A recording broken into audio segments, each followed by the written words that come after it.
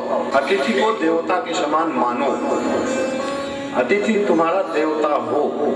अब अतिथि को समझ लेने की आवश्यकता है। अतिथि के कौन है? अतिथि शब्द में तिथि शब्द आया है। तिथि माने तारीख, समय, और आ माने नहीं। जिनके आने का कोई दिन और समय निश्चित ना हो, अचानक अकस्मात रूप से एकाएक आ जाएं। मीटिंग बुलाई और आपके यहाँ घर 10 लोग आए तो वो अतिथि नहीं है। अतिथि माने जो बिना सुनिश्चित कार्यक्रम के अचानक आपके घर आ जाएं। अतिथि का दर्जा प्राप्त किसे था? ये बहुत बड़ा भ्रम है कि हर ऐरा गहरा नथु खैरा आ जाए तो उसको अतिथि नहीं मान लेना है, क्योंकि आगे मैं बताऊंगा अतिथि का इतना अधिक सम्मान करना है कि जितना आप अपने सगे दामाद का नहीं करेंगे, इतना प्रावधान बताया है। तो इसलिए ये सजग होने की आवश्यकता है कि सबको अतिथि नहीं मान लेना है। एक तो बिना पूर्व निर्धारित कार्यक्रम के आए। दूसरा, ये क्यों कहा गया पूर्व निर्धारित कार्यक्रम? कि जिनको अतिथि का दर्जा दिया गया शास्त्रों में, वो निर्धारित कार्यक्रम के अनुसार चलने वाले लोग नहीं हैं। मैं डिस्कवर करूं इस बात को तो और समझ में आएगा। सन्यासी को ही अतिथि का दर्जा, विद्वान को ही अतिथि का दर्जा दिया गया है और वो निर्धारित कार्यक्रम के अनुसार नहीं चलते, इसलिए अतिथि शब्द रखा गया उनका। मैं सबसे पहले अतिथि की परिभाषा में स्वामी दयानंद सरस्वती जी महाराज के विचारों को आपको अवगत कराऊं, फिर बात आगे बढ़े जिससे आपको उसका कॉन्सेप्ट स्पष्ट हो जाए। स्वामी जी ने कहा, अतिथि उसको कहते हैं कि जिसकी कोई तिथि निश्चित न हो, अर्थात अकस्मात। ये तो बात सरल है। आगे अतिथि है कौन? धार्मिक हो। धार्मिक आदमी ही अतिथि हो सकता है। अचानक तो चोर डाकू भी अचानक ही आते हैं। ऐसा थोड़े कि छप्पर फाड़ के वो घुस रहे हैं, सेंध लगा रहे हैं और आप कहेंगे अतिथि देवो भव, आहा प्रभु आप अच्छे आए, आपकी तिथि निर्धारित नहीं थी। सत्य का उपदेशक हो, सत्य को जानने और मानने वाला तो हो ही, लेकिन हमें उससे क्या लाभ?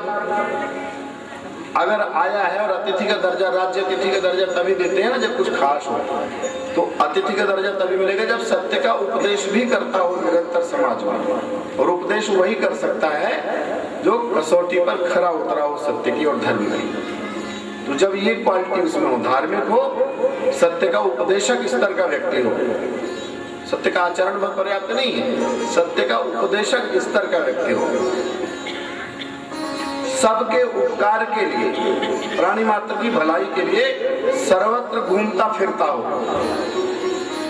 ऐसा नहीं कि स्थायी मानती है, गद्दी है, आश्रम मठ बनाए हुए हैं और जागीरदारी का सब आनंद। अपने यहाँ कई मठों में तो बंदूक के लाइसेंस, जाने कितने घोड़े, ये सब चीजें, साधन सुविधा बढ़िया, मजे बाबा जी की ठाठ। ऐसे सन्यासियों को भी अतिथि का दर्जा प्राप्त नहीं होगा।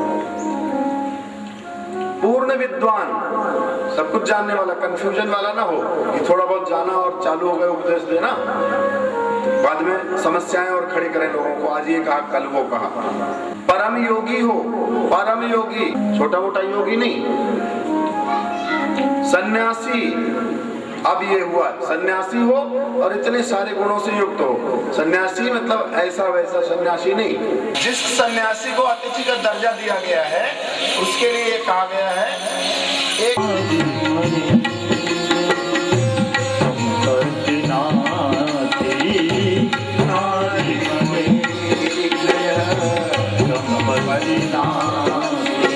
और यदि ऐसा व्यक्ति गृहस्थ के घर आए, गृहस्थ का मतलब शादीशुदा व्यक्ति, इसके बच्चे और परिवार हो, उनके यहाँ जाए तो अतिथि का दर्जा हुआ। अब अतिथि वाली बात स्पष्ट हो गई होगी, अतिथि कौन है। तो अब अतिथि के सत्कार में क्या मैं बता रहा था, उसको कितना ज्यादा सम्मान देना है और क्या करना है। यम और नचिकेता के प्रसंग में जब नचिकेता को उसके पिता ने यमाचार्य को सौंप दिया, मतलब आचार्य यम के आश्रम में विद्या पढ़ने गए, तो संयोग से यम आचार्य बाहर गए हुए थे, उनकी पत्नी घर में उपस्थित थी। अब इस प्रसंग को ध्यान से थोड़ा सुनिए। यमाचार्य घर में नहीं थे।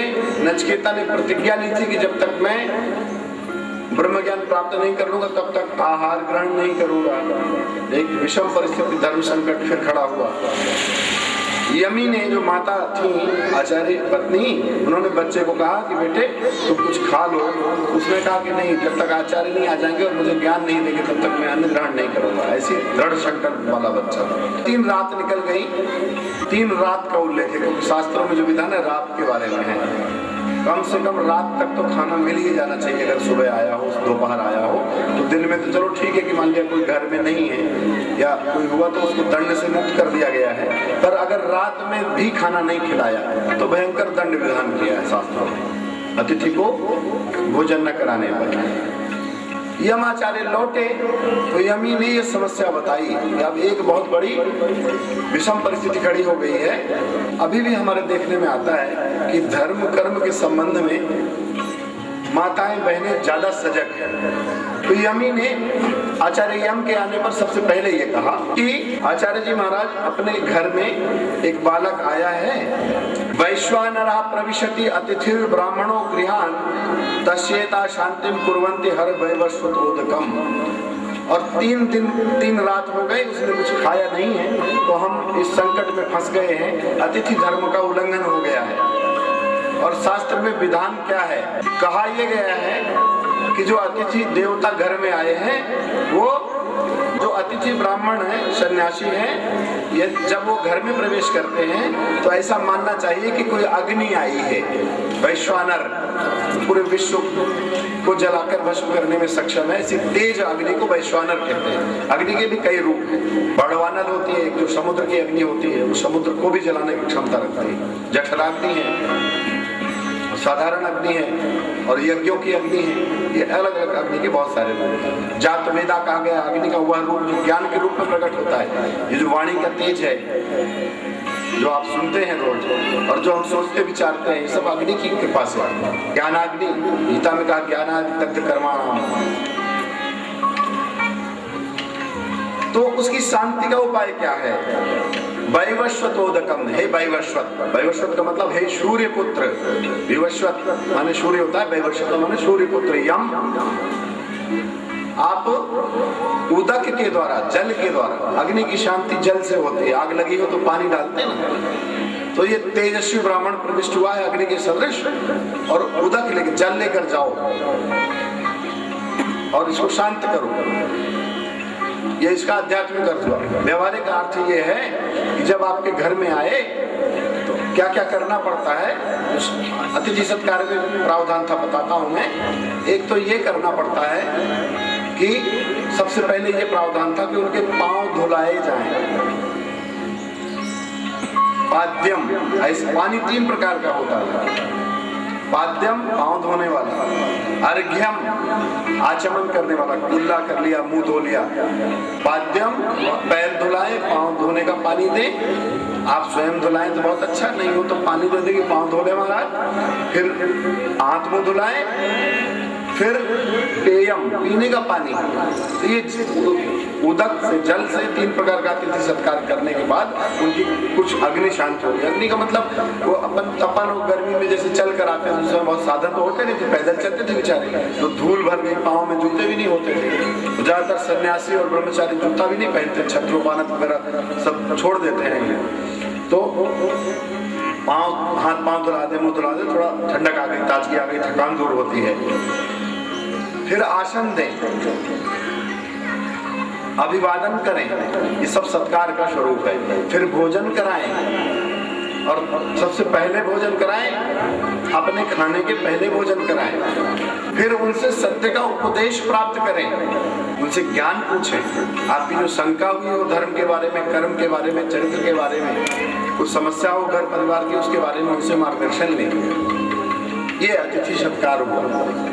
और अतिथि का कर्तव्य क्या है कि यदि एक दिन भी रुके और खाए पिए तो सत्य का और ज्ञान का उपदेश अवश्य दे, धर्म का उपदेश अवश्य करे। नहीं तो वो जो उसने खाया है वो अनुचित होगा और पाप का भागी होगा। बिना उपदेश किए, ज्ञान दिए अन्न ग्रहण नहीं करना चाहिए। अब किस प्रकार के व्यक्तियों से सावधान रहना है? पाखंडिनो विकर्म स्थान वैडाल कृतिकान सठान हेतुकान वक्वृत्तिश्च वांग मात्रेण अपि नार्चयेत्। ऐसे लोगों को जो पाखंडी हो और गलत कामों में लगे हो, विकर्मस्थ हो, बैडाल वृत्ति हो, चालाक हो, भेड़िए की चाल चल रहे हो, छुपे रुस्तम हो, बाबा जी का वेश बनाकर आए और ठग ले गए, रावण बाबा जी का वेश बना के और सीता का ही हरण कर ले गया, ऐसे खतरनाक अतिथियों से सावधान रहे, उन्हें अतिथि ना बनाए। सठान तो दुष्ट हैं, और बकवृत्ति बहुत बकवास करने वाले हों, उल्टे तिरछे काम करने वाले हों, ऐसे को वाग मात्रेणापि न दोषे, वाणी से भी नमस्कार चमत्कार भी न करो, और खिलाना पिलाना तो दूर की बात है, दूर से ही दुत्कार कर भगा दें, ऐसा कहा गया। यदि अतिथि सत्कार न करें तो क्या होता है? आशा प्रतीक्षे संगतम सुनृताम च इष्टापूर्ते पुत्र पशुंश्च शर्वान् एतद् वृंक्ते पुरुषस्य अल्पमेधसो यस्य अनशनं वसति ब्राह्मणो ग्रहे। अतिथि ब्राह्मण जिसके घर में एक रात भी बिना खाए रुक जाए, उस अल्पमेधसा, उस कम बुद्धि वाले आदमी का ये सब नष्ट हो जाता है। कम बुद्धि क्यों कहा? थोड़ी सी छोटी सी गलती के कारण बहुत सारी चीजें नुकसान कर रहा हो जो अपना, उसको अल्पमेधसा कहा। आशा प्रतीक्षे संगतम सुनृतम च इष्टापूर्ते पुत्र पशु च सर्वान् वृंक्ते, सब कुछ चला गया। आशा जो अगर आप किसी से कुछ उम्मीद लगाए हो कि हमारी मदद करेगा या हमको कुछ लाभ होगा, होता है कुआं, बावड़ी, तालाब, सड़क ये बनवाना पुराने जमाने में धर्म का काम मानते थे, कोई सरकारें बनवाती नहीं थी, कोई आदमी कुआं खुदवाए तो पुण्य का काम होता था, पानी मिलता था सबको। तो ये पूर्त जो कर्म है, जो प्रजा का पालन पोषण करते हैं, उनका जो फल है वो भी नष्ट हो जाता है। और सबसे बड़ा नुकसान क्या होता है? उस समय धन के रूप में पशुधन प्रमुख होता था। पशुधन का मतलब गौधन, अश्वधन, हस्तिधन, गाय, घोड़ा और हाथी, ये जो प्रमुख पशु होते थे वो सब नष्ट हो जाएंगे। और सबसे बड़ा नुकसान पुत्र शर्वान, पुत्र पौत्र आदि सब संतानें नष्ट हो जाएंगे। कुछ बचा क्या? अब बिना मरे मर गए, मतलब सत्यानाश हो जाएगा, जिसको संक्षेप में बोले। यदि एक रात विद्वान अतिथि ब्राह्मण आपके घर ठहर जाए और आप उसका सत्कार नहीं करो, भोजन वगैरह नहीं कराओ, भूखा यदि सो गया तो महाराज ने सब कुछ जला दिया उस आग से। आप ऐसा नुकसान है, इसलिए अतिथि सत्कार अवश्य करना चाहिए। यम ने उसको कहा बच्चे को कि महाराज, जबकि वो बच्चा था, यमाचार्य थे, लेकिन अतिथि धर्म का पालन, ब्रह्मचारी और सन्यासी अतिथि के दर्जे में आ गए। कहा कि बालक, और प्रणाम किया, नमस्कार किया, ये नहीं छोटा सोचा कि मैं आचार्य हूँ। तीसरो रात्रि यदवासी गृह में अनशनं ब्राह्मण अतिथि नमस्या, हे ब्राह्मण अतिथि, मैं आपको नमस्कार करता हूँ, आप जो मेरे घर में 3 रात बिना खाए रहे हैं, इसका अर्थ हुआ। नमस्ते अस्तु, फिर दोबारा नमस्कार किया, दोहराया, तो फिर ग्लानि थी, गिल्टी कॉन्शस, गलती हो गई थी। गलती उनकी तरफ से नहीं हुई थी, लेकिन बच्चे ने ऐसी परिस्थिति खड़ी कर दी। आचार्य माता ने कई बार कहा कि बच्चे खा लो, माताएं बहुत दयालु ऐसी भी रहती, खाए खिलाए बच्चे को भी 1-2 खिलाई देती है। तो ये हमने फिर भी अपनी त्रुटि मानी की जिम्मेदारी तो मेरी बनती है। मैं बाहर गया था तो मुझे अतिथि धर्म का पालन नहीं कर पाया, 2 बार नमस्कार किया और तस्मात् प्रति 3 वरान गणेश, और कहा कि इसके बदले में 3 वर मांग लो, कुछ भी मांग लो जो आपको अच्छा लगता हो। वर का जमाना था, तो ये कथा है। फिर नचिकेता ने 3 वर मांगे और यमाचार्य ने उपदेश दिया, उसमें मुख्य रूप से ब्रह्म ज्ञान का विषय था, और यह प्रसंग मैं यहीं समाप्त करूंगा। यम और नचिकेता का अतिथि सत्कार का यह प्रसंग इस बात को स्पष्ट करता है कि अतिथि के संबंध में हमारे शास्त्रों में क्या विधान है। अब मैं इस बात को फिर से वापस ले जाऊं, इसका मूल स्रोत कहाँ है, जड़ कहाँ है। हमारे शास्त्रों में प्रत्येक गृहस्थ के लिए ये ध्यान में रखिए, अतिथि सत्कार मुख्य रूप से दायित्व तो गृहस्थ का ही है, जिसके घर परिवार है, संपत्ति है, वैभव है, जो सक्षम है।